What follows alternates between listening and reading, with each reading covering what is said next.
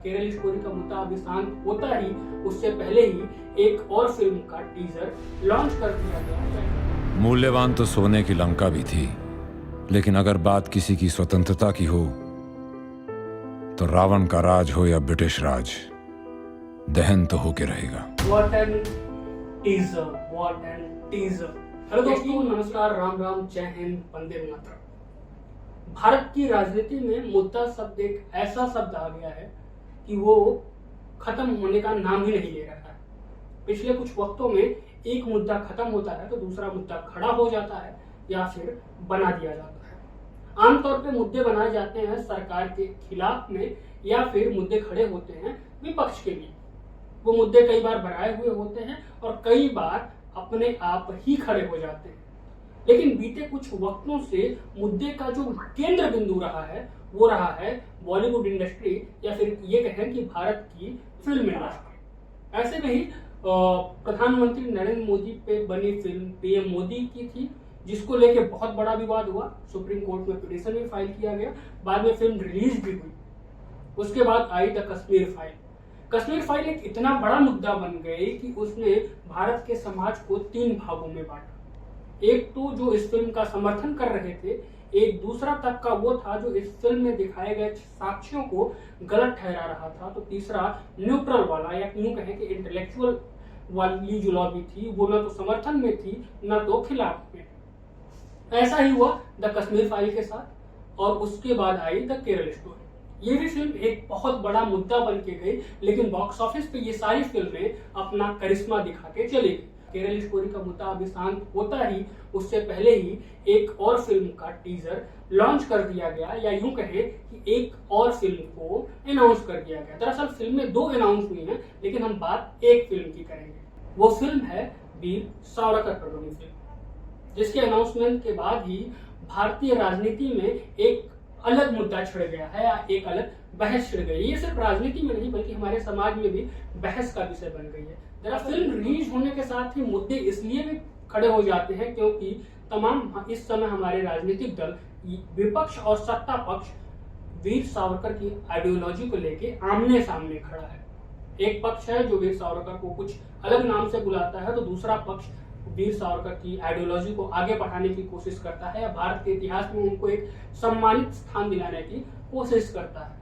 ऐसे में हमारे प्रधानमंत्री भी कई बार अपने मंचों से वीर सावरकर की बड़ाई करते हुए, उनकी आइडियोलॉजी की बात करते हुए नजर आते हैं। यहाँ तक कि हमारे स्वर्गीय अटल बिहारी वाजपेयी जी भी वीर सावरकर के बारे में अपने मन से खुले दिल से बोलते थे। सावरकर माने तेज, सावरकर माने त्याग, सावरकर माने तप, सावरकर माने तत्व, सावरकर माने तर्क। अब ऐसे में बीजेपी, आरएसएस और विपक्ष की लड़ाई अब फिल्म के जरिए आ रही है, तो चर्चा आम लोगों में भी होगी, आम समाज में भी होगी। लेकिन हम उन चर्चाओं पे बात करें उससे पहले इस फिल्म का टीजर देख लेते हैं। आजादी की लड़ाई 90 साल चली, पर यह लड़ाई सिर्फ कुछ ही लोगों ने लड़ी थी। बाकी सब तो सत्ता के भूखे थे। गांधी जी बुरे नहीं थे, लेकिन अगर वो अपनी अहिंसावादी सोच पर अड़े नहीं रहते तो भारत 35 साल पहले ही आजाद हो जाता।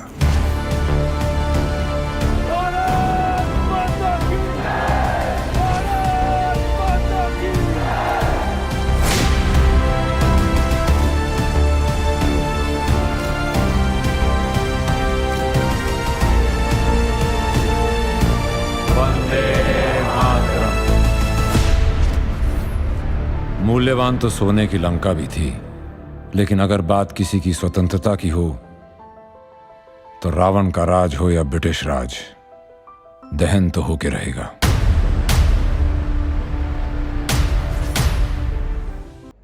What an teaser, what an teaser। यकीन मानिए टीजर देखने के बाद 1 मिनट के लिए भी आप इससे आंखें नहीं हटा पाएंगे।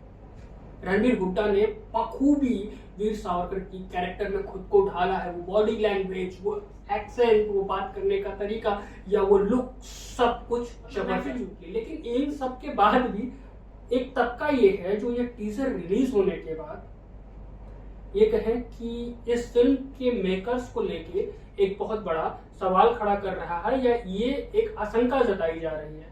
जो सावरकर के सपोर्टर्स हैं वो ये कह रहे हैं कहीं ऐसा न हो कि इस फिल्म के जरिए सावरकर की जो छवि है उसे ग्लोरीफाई करने की कोशिश की जा रही है। ऐसा न हो ग्लोरीफाई कहीं ये दिखा दिया जाए कि वीर सावरकर का एक प्रिय मित्र किसी और तबके से था और उसकी आइडियोलॉजी के बाद ही सावरकर जी ने हिंदू राष्ट्र की परिकल्पना की।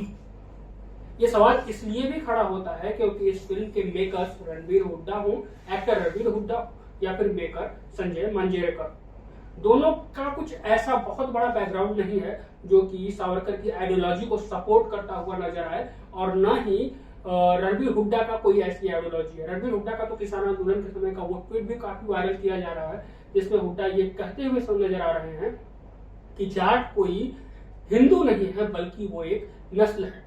ऐसे में सावरकर का कैरेक्टर रणबीर हुड्डा का करना कई सवालों को जन्म देता है।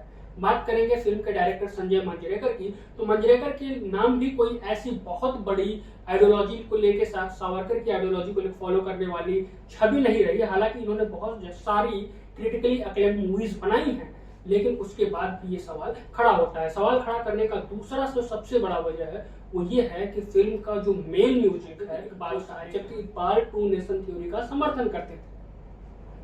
बाद में जब बंटवारे के बाद, पार्टीशन के बाद, इकबाल को पाकिस्तान का राष्ट्रीय कवि भी बना दिया गया, और इस म्यूजिक का यूज करना ही लोगों के दिलों में इस बात को डाल रही कहीं ऐसा न हो कि इतिहास में सावरकर की छवि को ग्लोरीफाई करके कुछ और ही दिखा दिया जाए जो सावरकर थे ही नहीं कभी। सावरकर की आइडियोलॉजी को फॉलो करने वाले लोग ये भी कहते हैं कि सावरकर दरअसल एक ऐसे व्यक्तित्व थे, एक ऐसी छवि थी जिससे लेफ्टिस्ट हिस्टोरियंस भारत की राजनीति से पूरी तरह से गायब कर देना चाहते हैं। दरअसल गायब करने के पीछे वजह ये बताई जाती है कि उनका मानना है यदि सावरकर की आइडियोलॉजी भारत के जनमानस तक पहुंच जाती है तो लेफ्टिस्ट सेपरेशन की जो राजनीति है वो भारत से खत्म हो जाएगी, और जो राजनीतिक दल है या जो लोग राजनीति करते हैं इस पे उनकी दुकानें बंद हो जाएंगी। ये दावा करते हैं सावरकर के फॉलोवर्स या जो उनकी आइडियोलॉजी को फॉलो करते हैं। लेकिन अगर हिस्ट्री के कुछ साक्ष्यों को उठा के हम सावरकर जी के